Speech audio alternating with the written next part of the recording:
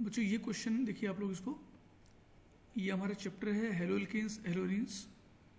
तो वहाँ पर ये SN1 रिएक्शन से बेस्ड क्वेश्चन है। ये बिल्कुल बेसिक सा क्वेश्चन है और जेईई मेंस में आया हुआ है।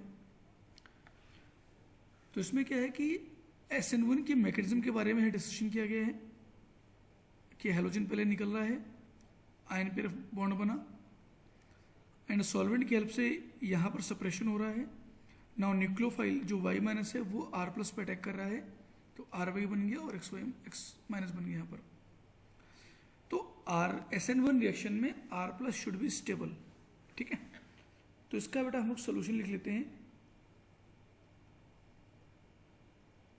देखिए इसको, देखिए फर्स्ट ऑफ ऑल करना क्या होगा, देखिए होता क्या है कि एल्काइल हैलाइड हमारे पास है, तो इस रिएक्शन में सॉल्वेंट तुम्हारा होना चाहिए पोलर प्रोटिक।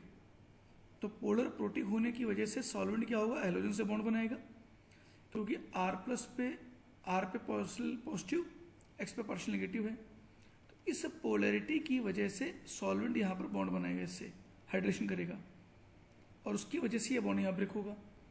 तो you will get here R+ और X-, ये जो ऊपर शो किया गया है।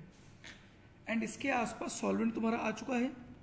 सॉल्वेंट आने का मतलब बेटा क्या हुआ, ये सोल्यूशन से मतलब सोल्यूशन के अंदर R+ से सेपरेट हो रहा है।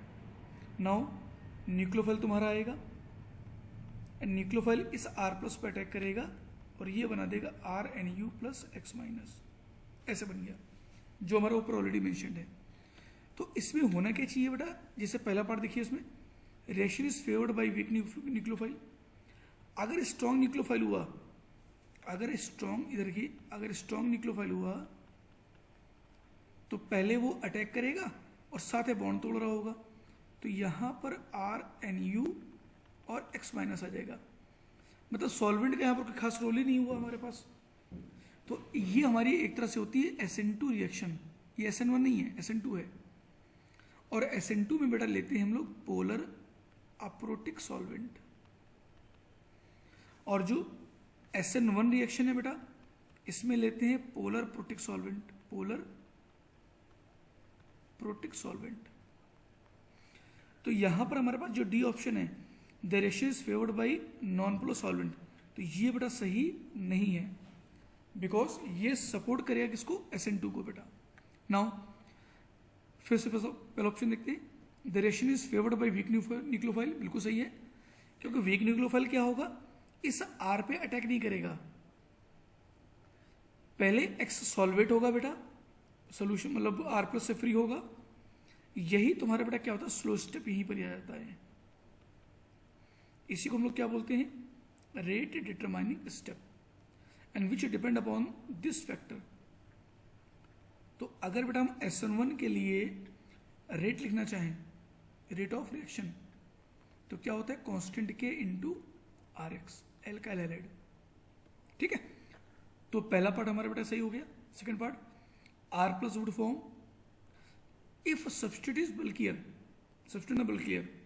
देखो R+ में डिग्री जितनी ज्यादा होगी, जैसे मान लो 3 डिग्री है, फिर 2 डिग्री वाला कैटायन देख लो यहाँ पर, और फिर 1 डिग्री वाला कैटायन। तो ये हमारा ये जो पहला वाला compound it is bulkier, 3 degree है, ठीक है। तो इसकी स्टेबिलिटी भी बेटा क्या होगी, ज्यादा होगी, और स्टेबिलिटी ज्यादा होगी तो जल्दी बनेगा ये, यहाँ पर रेट क्या होगा, ज्यादा मिल जाएगा। तो ये आपका आ गया, सही है। The reaction is accompanied by racemization, तो बिल्कुल सही है, क्योंकि यहाँ पर कार्बन कैटायन बन रहा है और ये तुम्हारा बेटा क्या है, sp2 हाइब्रिडाइजेशन। sp2 का बेटा मतलब क्या होता है, R1 ले लो, R2 ले लो, R3 ले लो, ये प्लस चार्ज आ गया। इसमें न्यूक्लियोफाइल बेटा फ्रंट से भी अटैक कर सकता है और बैक से भी, मतलब यहाँ पर DL मिक्सचर दोनों बनते हैं यहाँ पर। जैसे हम R1 R2 R3 बनाते हैं यहाँ पर न्यूक्लियोफाइल, तो ये तुम्हारा sp3 हो गया। तो यहाँ पर अगर ये ऑप्टिकली एक्टिव है तो ये DB बनाएगा एंड LB बनाएगा, तो you will get here DL mixture, तो रेसमाइजेशन विल टेक प्लेस। और जितना अच्छा कार्बन कैटायन होगा, जितना स्टेबल कार्बन कैटायन होगा, रेसमाइजेशन उतना ही अच्छा रहेगा। तो हमारा सी वाला भी बेटा यहाँ पर सही हो गया। तो ए बी सी सही है। तो क्वेश्चन देखिए, विच ऑब्जर्वेशन आर करेक्ट। तो हमारा जो थर्ड पार्ट है, थर्ड पार्ट क्या है बेटा आंसर में, A comma B and C are correct. ये हमारा इसका फाइनल आंसर हो रहा है। ठीक है बच्चों, तो ये क्वेश्चन कंप्लीट हो गया है, देख लीजिए इसको।